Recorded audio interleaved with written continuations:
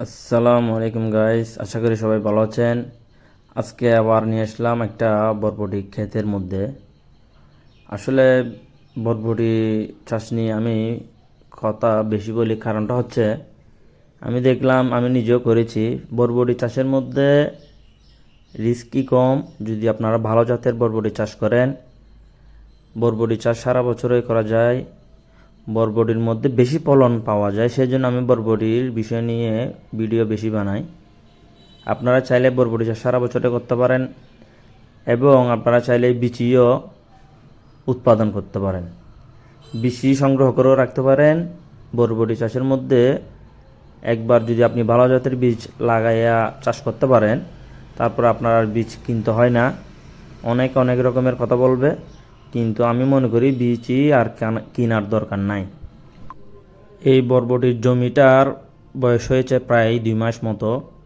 প্রচুর ফলন উৎপাদন হচ্ছে, সংগ্রহ করা হচ্ছে।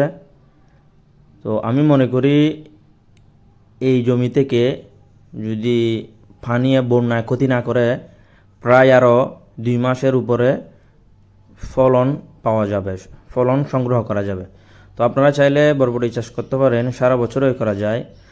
আপনারা দেখেন প্রচুর পরিমাণের ফলন আছে এবং ফুলও প্রচুর আছে। বরবটি সারা বছরই চাহিদা আছে, কারণ বরবটি সারা বছরই খাওয়ার উপযোগ্য। তো আপনারা চাইলে বরবটি চাষ সারা বছরে করতে পারেন। বিভিন্ন জাতের সবজি আপনারা লাগাতে পারেন। আপনারা এই সময় আরও লাগাতে পারেন, ঢেঁড়স লাগাতে পারেন, আপনারা চিচিঙ্গা লাগাতে পারেন, আপনারা লাউ লাগাতে পারেন, আপনারা মিষ্টি কুমড়া লাগাতে পারেন, আপনারা বর্ষাকালীন টমেটোও লাগাতে পারেন। তো আপনারা, আশা করি আপনারা কৃষির বিষয়ে তথ্য পেতে, কৃষির বিষয়ে জানার জন্য আমাদের সাথে থাকবেন, যাতে আমরা নতুন নতুন ভিডিও নিয়ে আসতে পারি।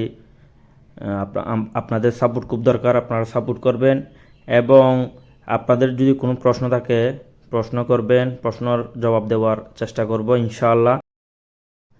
আমাদের চ্যানেলে কৃষির বিষয়ে আরও প্রচুর ভিডিও আছে, আপনারা চাইলে সেগুলো দেখে আসতে পারেন। তো এই বলে আজকের জন্য বিদায় নিলাম। আসসালামু আলাইকুম ওয়া রাহমাতুল্লাহি ওয়া বারাকাতুহু।